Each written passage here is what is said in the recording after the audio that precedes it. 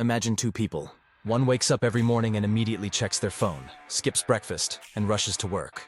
The other starts the day with 10 minutes of reading, a short workout, and a healthy breakfast. On day one, there's no visible difference. A month later, they might feel slightly different. But fast forward a year, 5 years, or even a decade, their lives look completely different. The reason?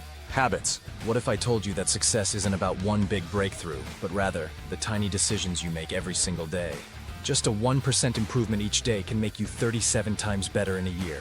And that's exactly what Atomic Habits by James Clear is all about. Before we dive in, take a second to like this video, subscribe for more deep insights, and drop a comment. What's one habit you're trying to build or break?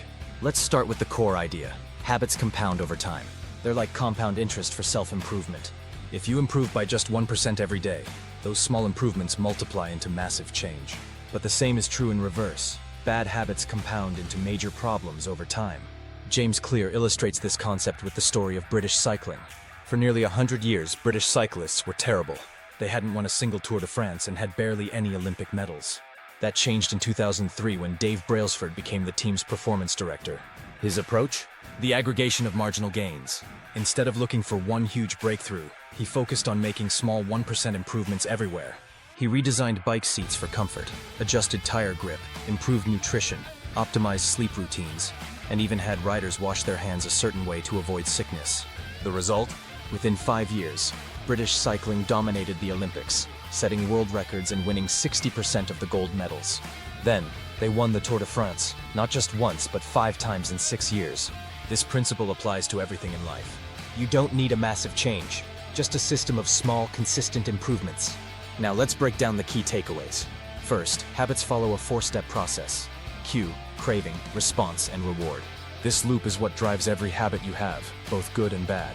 The cue is the trigger, something that reminds you to act. The craving is your brain wanting the reward. The response is the habit itself, and the reward is what reinforces the behavior. For example, if your phone buzzes, that's the cue. The craving is the need to check it. The response is picking it up.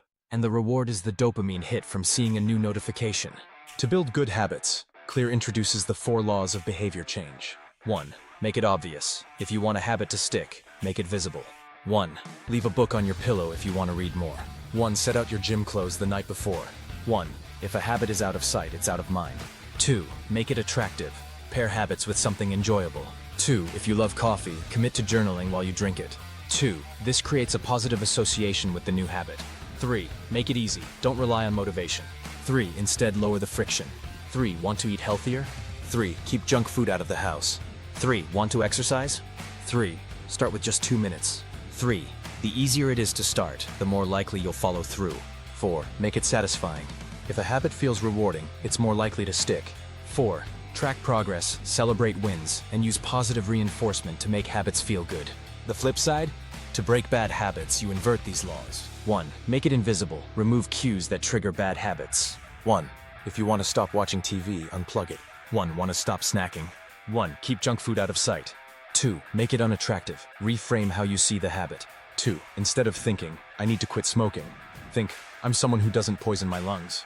3. Make it difficult. Increase friction. 3. If you waste time on social media, log out every time you close an app. 3. The extra step makes it harder to mindlessly scroll. 4. Make it unsatisfying. Use accountability. 4. If you set a goal and don't follow through, have a consequence. 4. Tell a friend your goal and put money on the line. Most people fail at habits because they focus on outcomes instead of identity.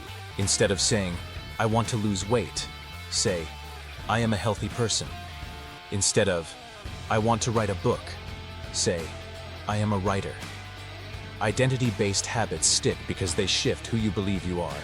Remember, you don't rise to the level of your goals, you fall to the level of your systems. Winners and losers have the same goals. The difference is their habits and daily systems. So what's the one habit you're going to build or break? Let me know in the comments. And don't forget to watch the related video in the corner for more life-changing insights.